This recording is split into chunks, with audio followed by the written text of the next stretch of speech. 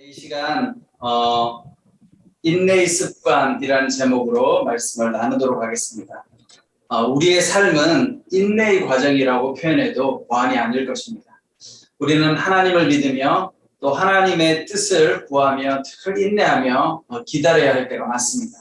또 때로는 불치병과 또 침상에 들이운 죽음의 그림자로 인해서 고통과 마주치며 그것이 얼른 사라지기를 참고 인내할 때도 있습니다. 또 자녀를 키우는 우리 부모님들은 방황하는 자녀들, 또 혹은 자녀들의 학업과 취업, 결혼의 문제가 해결되기를 인내하고 참으면서 기다리고 있을 때가 많습니다. 삶을 돌아보면 우리의 삶에 그 어느 곳에도 인내하지 않으면 안 되는 곳은 없습니다. 성경의 역사도 여러분 인내의 역사입니다. 구약 성경은 수천 년 동안 그리스도 구원자가 올 것이라고 예언합니다. 그러나 그 구원자는 아무리 기다려도 쉽게 오지 않았습니다. 또 신약 시대에 들어와서는 사람들이 그렇게 대망하고 기다렸던 이제 메시아 예수님께서 오셨죠. 그렇지만 그분 역시도 십자가에 달려 죽으시고 부활하시면서 다시 성령을 기다리라고 우리에게 말씀하셨습니다. 또한 주님께서 재림할 그날까지 신앙을 지키며 살라고 당부하고 있습니다. 그런 면에서 성경의 내용은 바로 기다림의 이야기입니다. 인내하고 참으라는 메시지입니다. 오늘 히브리서 말씀은 지치거나 낙심될 때 주님을 본받아 인내하게 되면 끝까지 우리가 잘 살아갈 것이라고 말씀하고 있습니다. 여러분 그러나 어떻습니까? 인내는 쉬운 과정이 아니죠. 힘이 듭니다. 왜 그렇습니까? 우리가 결말을 알 수 없기 때문에 그래요. 그러다 보니까 불안하고 초조하고 두려움으로 기다릴 때가 참 많습니다. 그러나 오늘 우리가 읽었던 히브리서 말씀 12장 2절은 영적인 결말을 우리에게 미리 알려주고 있습니다. 그래서 바로 예수님께서 십자가를 지고 죽음을 이기셨습니다. 죽음 이후 예수님께서는 하나님 보좌 오른편에 앉게 되셨습니다. 따라서 오늘 우리가 주님을 따라 고난의 길을 가면 반드시 주님과 더불어 승리하는 기쁨을 누리게 될 것입니다. 여러분 개혁교회 전통에서 중요한 교리 중에 성도의 견인이라는 교리가 있습니다. 성도의 견인. 자, 이 견인이 무슨 말이냐? 굳게 참고 견딘다 이런 뜻이에요. 예수 그리스도로 인하여 우리가 구원받고 성령의 능력으로 믿음을 가진 이들은 하나님의 오래 참으심으로 인하여 반드시 구원받는다는 교리입니다. 비록 여러분과 제가 일시적으로 넘어지고 죄를 지을지라도 하나님께서는 우리를 향하여 끝까지 참고 인내하신다는 말씀입니다. 야고보서 5장 11절에 보면 이런 말씀이 있습니다. 보라 인내하는 자를 우리가 복되다 하나니 너희가 욥의 인내를 들었고 주께서 주신 결말을 보았거니와 주는 가장 자비하시고 긍휼히 여기시는 이시니라. 자, 인내하는 자에게는 복이 있는데 어떤 복이 있느냐? 하나님께서 자비를 베푸시고 긍휼을 베푸신다라는 사실입니다. 구약 성경 출애굽 34장 6절에도 인내에 관한 말씀이 있습니다. 여호와께서 그의 앞으로 지나시며 선포하시되 여호와라 여호와라 자비롭고 은혜롭고 노하기를 더디하고 인자와 진실이 많은 하나님이라. 자, 여기서 노하기를 더디한다라는 것이 바로 인내와 관련된 하나님의 성품을 말하고 있습니다. 여러분 이 말뜻은 하나님께서는 여러분과 저를 향하여 진노하는데 화를 내시는 데 있어서 오래도록 시간이 걸리고 또한 오랫동안 여러분과 저를 참고 억제하고 오히려 은혜롭고 자비로운 성품으로 대하신다는 것입니다.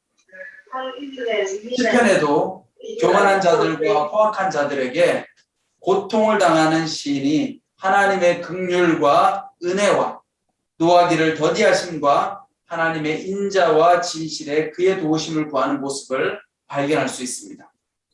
자, 이와 반대로 성경에 보면 인간의 인내에 관한 말씀도 있습니다. 욥기서, 잠언서, 전도서의 말씀에 보면 노하기를 더디하는 자는 명철한 자니라 라는 말씀이 있어요. 잠언 14장 29절에 보면 조급하게 화를 내지 않는 사람은 큰 명철이 있지만 성질이 급한 사람은 어리석음을 드러낸다. 또 잠언 16장 32절 말씀에 보면 노하기를 더디하는 자는 용사보다 낫고 자기의 마음을 다스리는 자는 성을 빼앗는 자보다 나으니라 라고 말씀하고 있습니다. 여러분, 인내하는 것이 이만큼 중요하다는 거예요. 여러분들 어떠세요?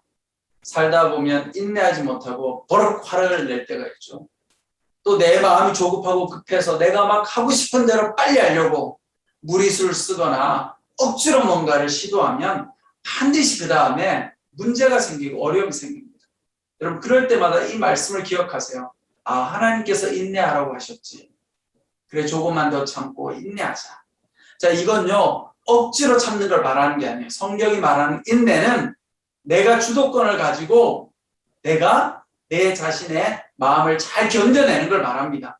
근데 여러분, 인내하면 인내할수록 손해보는 게 없어요. 인내하고 지나가 보면요, 내가 상대방을 오해했던 것이 풀립니다. 아, 내가 오해했구나. 근데 만약 인내하지 못하고 화를 내면 어떻게 돼요? 문제가 생기는 거죠. 그래서 여러분, 꼭 이 성경 말씀을 기억하시고 인내하시기 바랍니다. 또 이사야 40장 31절에도 보면 하나님을 향하여 기다리고 인내하는 사람에게 어떤 일이 일어나는지 설명해 주고 있어요. 오직 여호와를 앙망하는 자는 새 힘을 얻으리니 독수리가 날개치며 올라감 같을 것이요 다른 박질하여도 곤비하지 아니하겠고 걸어가도 피곤하지 아니하리로다.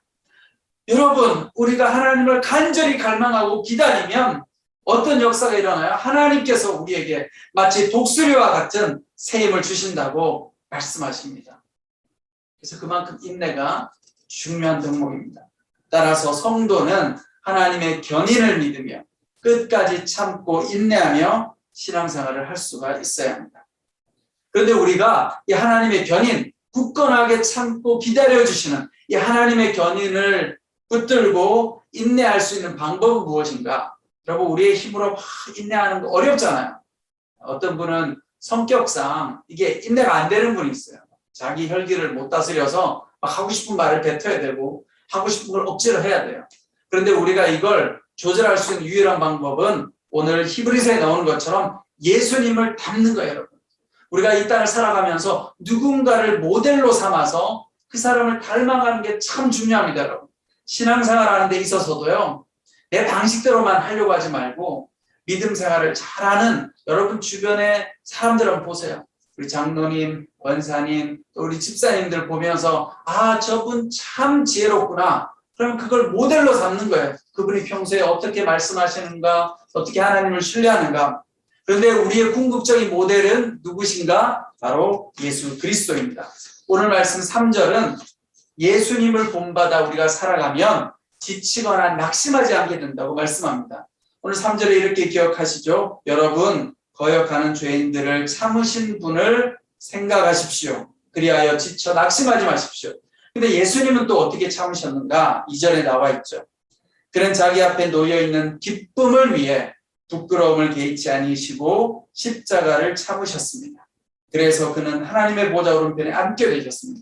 자, 예수님께서 참으실 수 있었던 이유는 뭐예요? 십자가 죽음 이후에 끝이 아니라 부활의 영광스러운 길이 예수님을 기다리고 있다는 걸 예수님은 알고 계셨어요.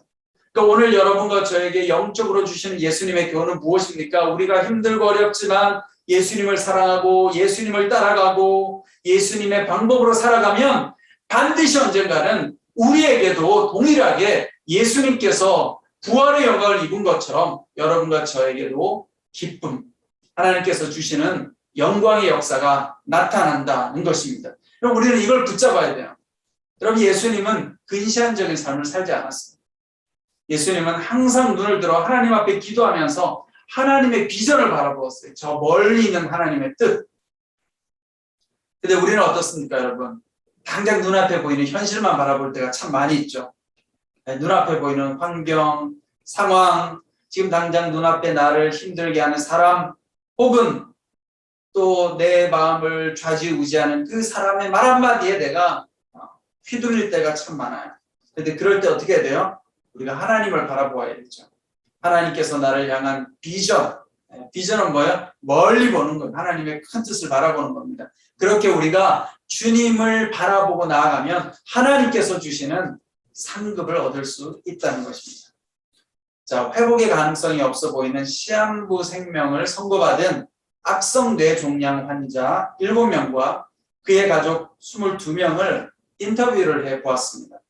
자, 여러분들 우리가 보통 이런 암에 걸리거나 시한부 인생에 빠지면 정말 절망적일 거야. 물론 절망적이겠죠, 그렇죠?